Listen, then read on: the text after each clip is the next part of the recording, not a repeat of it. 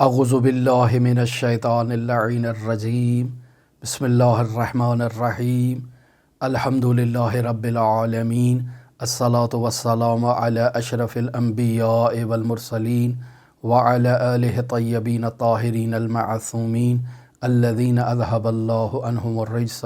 وطہرہم تطہیرا اللہم صل علی محمد وآل محمد وعجل فرج قائم آل محمد۔ عزیزان محترم، رمضان المبارک کا بابرکت مہینہ ہے۔ اس مہینے کو بہار قرآن کے نام سے بھی یاد کیا جاتا ہے۔ اس بابرکت مہینے میں ہر مومن کی یہ خواہش ہوتی ہے کہ وہ زیادہ سے زیادہ قرآن مجید کی تلاوت کرے۔ جہاں وہ قرآن مجید کی تلاوت کر رہا ہے وہاں وہ اس حقیقت سے غافل نہ ہو کہ وہ ظاہر قرآن کی قراءت اور تلاوت کر رہا ہے، تو اسے ناطق قرآن سے غفلت نہیں کرنی چاہیے۔ حضرت رسول خدا صلی اللہ علیہ وآلہ وسلم سے ایک نہایت ہی خوبصورت حدیث مرحوم شیخ صدوق رحمۃ اللہ علیہ نے اپنی کتاب الخصال میں تحریر کی ہے۔ خصال مرحوم شیخ صدوق رحمۃ اللہ علیہ کی ایسی کتاب ہے جس کے 26 ابواب ہیں، اور ان 26 ابواب میں شیخ صدوق نے 1255 عقیدتی اور اخلاقی موضوعات پر احادیث کو تحریر کیا ہے، اور انہی احادیث میں سے ایک حدیث رسول خدا صلی اللہ علیہ وآلہ وسلم سے متعلق ہے، جسے صفحہ نمبر 580 پر درج کیا گیا ہے۔ مرحوم شیخ صدوق رسول خدا صلی اللہ علیہ وآلہ وسلم سے نقل فرماتے ہیں کہ رسول خدا صلی اللہ علیہ وآلہ وسلم اپنے وصی برحق امیر المؤمنین علی ابن ابی طالب علیہ آلاف و تحیت و ثنا کو مخاطب قرار دے کر ارشاد فرماتے ہیں، یا علی مثلک فی امتی مثل قل هو اللہ احد۔ اے علی ابن ابی طالب، آپ کی مثال میری امت کے درمیان ایسے ہی ہے جیسے قرآن مجید میں سورہ اخلاص، سورہ قل هو اللہ احد کی مثال ہے۔ فمن احبک بقلب فکأنما قرأ ثلث القرآن۔ اے علی، کہ جو آپ سے اپنے دل میں محبت رکھتا ہے تو گویا اس نے قرآن کا تیسرا حصہ کمپلیٹ کر لیا، یعنی اس نے قرآن کی تلاوت کر لی، اور وہ بھی ثلث قرآن کی تلاوت کر لی۔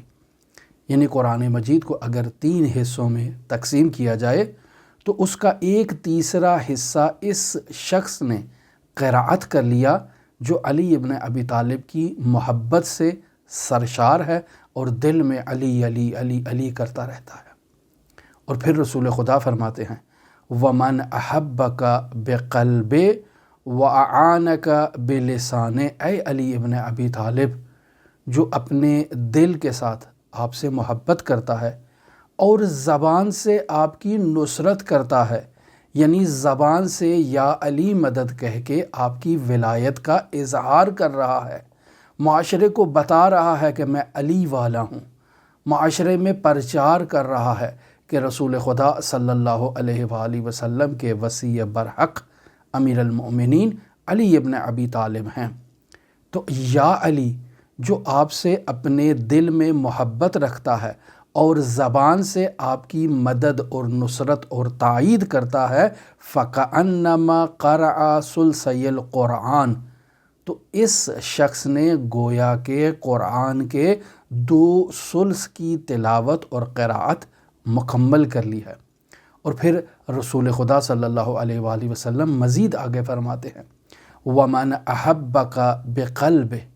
یا علی، جو آپ سے دل میں محبت رکھتا ہے، وَأَعَانَكَ بِلِسَانِ، اور زبان سے آپ کی نصرت کرتا ہے، وَنَصَرَكَ بِيَدِهِ، اور ہاتھ سے آپ کی مدد کرتا ہے، فَكَأَنَّمَا قَرَأَ الْقُرْآنَ كُلَّهُ، تو گویا کہ اس نے مکمل قرآن کی تلاوت کر لی ہے۔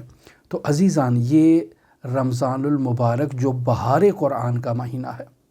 ہر کوئی اس بابرکت مہینے میں قرآن مجید کی قراءت اور قرآن مجید کی تلاوت نہایتی رغبت سے، نہایتی جوش سے کرتا ہے۔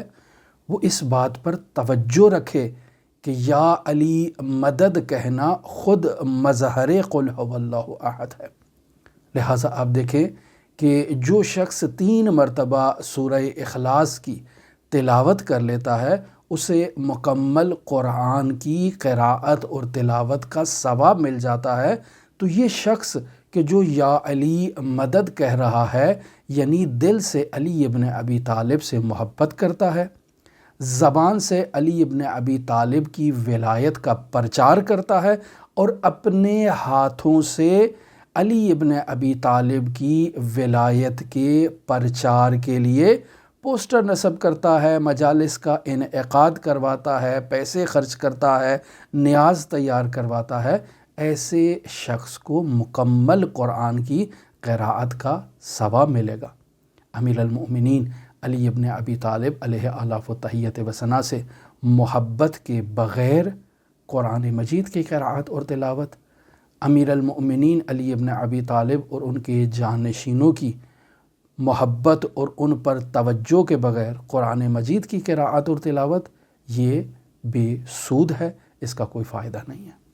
آپ تمام عزیزان کے لیے امام علی ابن موسیٰ الرضا علیہ آلاف و تحیت و ثنا کی نورانی بارگاہ میں دعا گو ہیں کہ خداوند متعال ہمیں اور آپ کو علی ابن ابی طالب علیہ آلاف و تحیت و ثنا کی ولایت کا پرچار کرنے کی توفیق عطا فرمائے۔ اللہم صلی علی محمد و آل محمد وعجل فرج قائم آل محمد۔